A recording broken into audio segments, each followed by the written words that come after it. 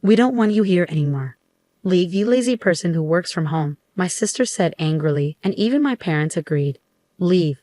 I'm tired of a family that doesn't appreciate me and my dog. If they're going to act like that, then I'll do what I want. That's when I decided to get back at them. My name's Kathy, and I'm 33 years old and single. I design websites as a freelancer, which means I can work from home using just my laptop. I have a spot in my house where I work, and I set my own schedule. Even though I had a good job, my parents started to interfere with my work about 2 years ago. One day, while I was working at home, my parents came over to visit. As soon as they walked in, they glanced around the room and began talking. Mom, this house is really spacious. It feels like we could live here too. You're right. There's even a spare room. Plus, it seems like a waste for Kathy to live in such a big house alone. Yeah, let's do it. We'll move in this weekend. My parents didn't even acknowledge me and made all the decisions without consulting me. I made it clear that I didn't want to live with them and said, "Hold on. I don't want to live with you guys." "What are you talking about?" My father's face turned red with anger, and he shouted, "You took control of this house, claiming it from your uncle, trying to make it yours. You've hit a new low. Take over." I simply had a conversation with Uncle, and he gave it to me. Don't try to justify yourself. In any case, our old house is crumbling. Your mother and I are moving in here this weekend. In reality, this house was a gift to me from my father's brother, my uncle, who always spoiled me. The ownership is still under my uncle's name, but he gave me permission to use it however I want. According to my father, our family home has deteriorated significantly, and it requires extensive renovations if we want to keep living there. My mother doesn't work, and my father's income isn't very high, so renovating the house isn't feasible for us. That's why they targeted the house I inherited from my uncle. I wasn't happy about it, but my parents had made up their minds to sell their own house and said they had nowhere else to go. I couldn't leave them stranded, so I reluctantly agreed to live with them. But as soon as they moved in, my parents started making sarcastic remarks. "Hey Kathy, you're in your 30s already, right? Don't you think about settling down and getting married? I'm content with my job at the moment. If you keep saying things like that, you'll just push any potential suitors away. Why don't you take a cue from your sister?" Well, my sister's marriage isn't exactly perfect, is it? But for now, I'm okay with how things are. At that point, my mother, who had been listening, chimed in. "Hey, don't speak ill of your sister like that. Unlike you, she's married and has a job at a company you know. I may not be married, but I'm doing just fine with my work too. You're always glued to your computer. Are you earning money through some sketchy methods?" "Sketchy methods? I earn my living through honest work. There's no need to be concerned." "How dare you talk back to your mother? You're nothing like your sister." That's how it went. My parents kept comparing me to my sister. Yes, she has a job at a company, but she's only a temporary worker in an office position. I don't mean to belittle temp jobs, but I certainly make more money than she does. I understand that my parents' generation may not fully understand the idea of working from home, but it was still painful to constantly feel underestimated. Then, one day, while I was preparing dinner instead of my usually idle parents, the doorbell rang unexpectedly. To my surprise, it was my sister Sandy carrying a lot of luggage. "Huh? Sandy, what's happening?" "It's been a while." "Kathy, this might seem sudden, but I'll be staying in this house from now on." I was taken aback and blurted out, "Huh? What a big house. If Uncle was giving it to someone, it should have been me." "Wait, hold on. You're moving in starting today?" I had no idea about this. "Didn't Mom and Dad tell you? I got divorced, you know." "Divorced. So I'll be relying on you from now on." Ignoring my surprise, Sandy went upstairs and claimed an empty room for herself. Despite my attempts to resist, my parents sided with Sandy, and I felt powerless to stop it. From that point on, my stress only grew. After her divorce, Sandy had quit her job and spent her days gossiping about me with our mother. "Hey Mom, you think this dress is cute?" "Oh, absolutely, Sandy. You look so pretty. It suits you perfectly." "Do you agree? It's definitely not something Kathy would wear, right?" "Well, Kathy is more on the simple side. That's probably why she's having trouble finding a job. She just stays home and plays online." "Mom, you can't just say things like that."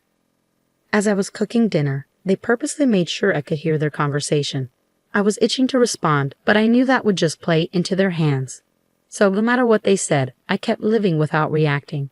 Then, one day, a friend of mine had a litter of 4 puppies and I decided to adopt one of them.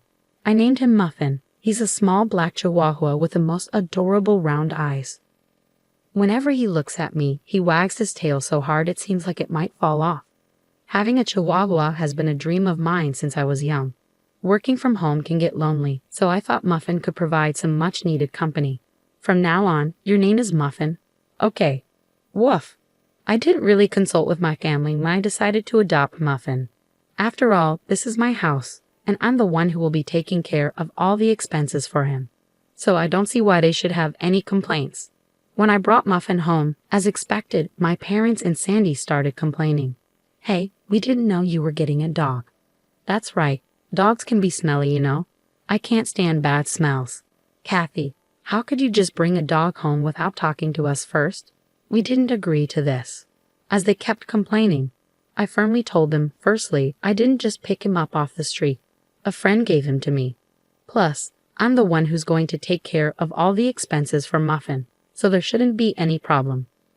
What I choose to have in my house is my business. If you have any complaints, you're welcome to leave. At first, they complained loudly, their faces red with anger. But within a few hours, they were completely won over by Muffin's cuteness and began showering him with affection. Aren't you just adorable? Are you mommy's boy or daddy's? Or maybe sis, look this way, sweetheart. Wait a minute, what happened to their anger from just a moment ago? Was it all just a dream? My entire family became completely enamored with Muffin. From then on, they were always doting on him. Because of this, their animosity toward me decreased, and I could enjoy relatively peaceful days.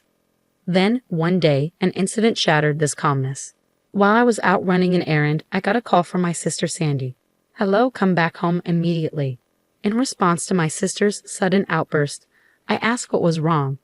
She vented her frustration, yelling at me, "It's not what happened. Muffin made a mess on my clothes. What if they smell? Oh, just wash them quickly, and I'll be fine. Besides, isn't it your fault for leaving your clothes on the floor?" What? It's my fault? It's your lack of training, Muffin. That's to blame. Enough. Muffin is still a puppy, you know.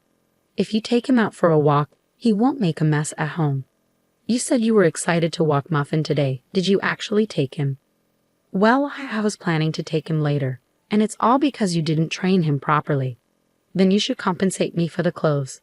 As expected, when I arrived home, my sister was furious.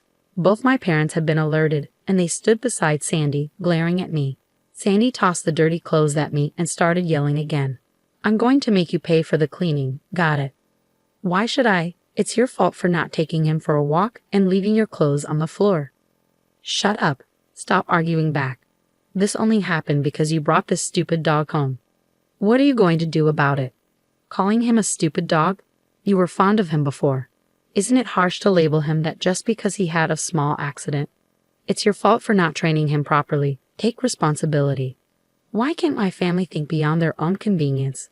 While I was appalled by my selfish sister, my parents interjected. Hey, Kathy, shouldn't you at least apologize to Sandy first? That's correct. All of this chaos is because of that Muffin you brought home. Can both of you just stop already? Puppies are like babies. Can't you forgive them for making mistakes once in a while? Pathetic. This mess is all because of this dumb dog. Kathy, you made the right choice by not getting married. If you were a mother, I doubt you'd raise a decent child. What? How could you say that? If you took him for walks properly and kept the house tidy, none of this would have happened. Finally, my sister raised her eyebrow and pointed at me, saying, I've had enough. I don't want you or this stupid dog here. Get out of this house. What? Didn't you hear what I said? I said, leave. We don't want a freeloader who works from home here. A freeloader who works from home? How can someone who's currently unemployed say such a thing? And who do they think is covering the household expenses? It's me. As I stood stunned by my sister's absurd remark, even my parents joined in. That's right, Kathy. Leave this house. Your presence only brings us bad luck. You're a jinx. All 3 of them kept insisting that I leave. In that moment, my anger boiled over. That's enough. I've had it. If this is how it's going to be, just wait and see. Fueled by a desire for revenge, I packed my belongings and left the house with Muffin. My sister's words only added to the tension. This is all because of you. If you had just done what I said, none of this would have happened. They still didn't grasp the severity of their situation, even though consequences awaited them. But I didn't care. Let them deal with it on their own. Hiding my smirk, I left the house with Muffin. As expected, a few days later, my sister called in a panic. "Kathy, please help. Something's wrong with the house." "What's going on with the house all of a sudden? We were given until the end of this month to leave." So what's the issue?" "What do you mean, what's the issue? Why are we being told to leave?" "Well, I've made the decision to sell the house." "What?" At my words, Sandy seemed to freeze, her voice trembling. She barely managed to speak. "What? What does that mean? You've decided to sell it. You don't have the authority." "Well, actually, I do. You see, that house became mine a month ago." "What?" "Yes, I officially inherited the house from my uncle. And yes, the title is in my name." It's no wonder Sandy was shocked. I hadn't mentioned this to anyone. You're joking, right? Even if Uncle transferred the title to you, you can't just sell it like that." I was concerned too, but right after you told me to leave, I spoke with Uncle. He confirmed that the house is now yours, Kathy. He said, "Do whatever you want. You should get away from that awful family as soon as you can." "What? That can't be." Whether they had been listening to my conversation with Sandy on speakerphone or not, my parents began to protest. "Kathy, stop this nonsense. We have nowhere else to go if we leave this house." "That's correct. It's unthinkable to treat your own family like this. If you're a good daughter, show some respect to your parents." "Respect?" I questioned them quietly. "What are you talking about? You've always favored Sandy over me. Who do you think has been supporting your lives for the past few years? You all had nowhere to go, so I reluctantly let you move in with me." With an unusually firm tone, my parents were left speechless. Without waiting for a response, I continued. "Who treated me and Muffin like burdens and kicked us out? It was all of you, wasn't it? Trying to find happiness by forcing out the original resident is shameless. You people belong in hell." At my outburst, my father pleaded, "Please help us. We're sorry." "I don't care.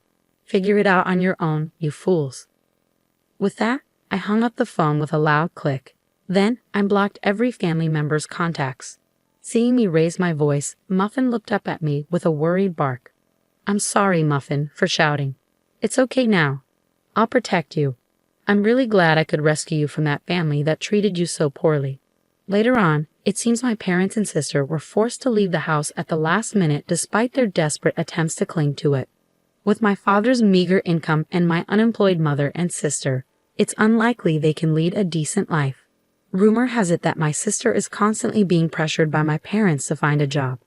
Their family dynamics seem to be deteriorating by the day. Although I have no interest in how they're doing, it's clear that their living situation has worsened since I left. It's a classic case of getting what they deserve. They brought it upon themselves. Meanwhile, I'm enjoying my days filled with joy with my beloved dog in a new pet-friendly apartment. I can work whenever I please, and there's no one to complain about it anymore. I can use my earnings solely for myself and my dog. I'm incredibly content with my life now. Muffin, let's head to the dog park today." Woof. Muffin seems more lively. Maybe it's because that noisy family is gone. From now on, I want to protect Muffin for the rest of our lives and lead a peaceful existence.